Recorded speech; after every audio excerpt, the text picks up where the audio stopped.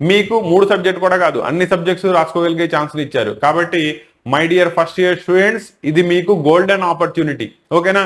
దేనివల్ల ఆరోగ్యం బాగోకో, ప్రిపరేషన్ సరిగ్గా లేకో, లేకపోతే ఎగ్జామ్ రాసేటప్పుడు నీకు ఒంట్లో బాగోకో, ఎనీ రీజన్ ఏవైనా అనుకోండి, 1 or 2 సబ్జెక్ట్స్ లో ఫెయిల్ అయితే ఇది మీకు మీ ఫెయిల్యూర్ స్టేటస్ నుంచి బయటపడి నేను కూడా చదవగలను, ఇది నా క్యాపబిలిటీ అని ప్రూవ్ చేసుకునే ఛాన్స్, గోల్డెన్ ఛాన్స్ అయితే దొరికింది.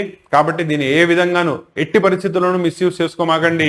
ఉన్న టైంని ప్రాపర్లీ యూటిలైజ్ చేసుకుంటూ మీరు ఎన్ని సబ్జెక్ట్స్ సెలెక్ట్ చేసుకోవాలో ఆల్రెడీ చెప్పాను కదా. కాబట్టి వాటిని ఛాలెంజింగ్ చేసుకుంటూ రేపు మీరు కూడా సప్లిమెంటరీ రాయట్లేదు, betterment that is improvement exam రాస్తున్నారు. సో ప్రతి దానిలోనూ 10% మార్క్స్ గెయిన్ చేసుకోవడానికి మ్యాథ్స్ జస్ట్ 35 వస్తే పాస్ అవ్వాలి కాదు, 100 out of 100 తెచ్చుకోవడానికి ట్రై చేయండి.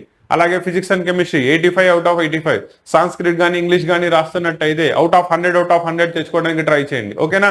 ఇది ఈ 3లో ప్రిపరేషన్లో ఉండండి. ప్రాపర్లీ నన్ను అడిగితే నిద్రాహారాలు కూడా మానేసి ప్రిపేర్ అవ్వని చెప్తాను. అవునా? ఎందుకంటే ఒకసారి నీకు దెబ్బ తగిలింది. అవునా? ఆ దెబ్బ యొక్క విలువ నువ్వు ప్రూవ్ చేసుకోకపోతే నువ్వు లైఫ్లో ఫెయిల్యూర్గానే మిగిలిపోతావు. కాబట్టి నీ మీద నుంచి ఆ ముద్ర చెరిగిపోవాలి అంటే ఈ టైంలో ప్రాపర్లీ కష్టపడు. అర్థమైందా? ఇప్పుడు నువ్వు మార్క్స్ని ఇంప్రూవ్ చేసుకొని నేను ఇది నా టాలెంట్ అని ప్రూవ్ చేసుకుంటే తప్ప నీకు ఐడెంటిటీ రాదు. ఇది జాగ్రత్తగా గుర్తుపెట్టుకోండి.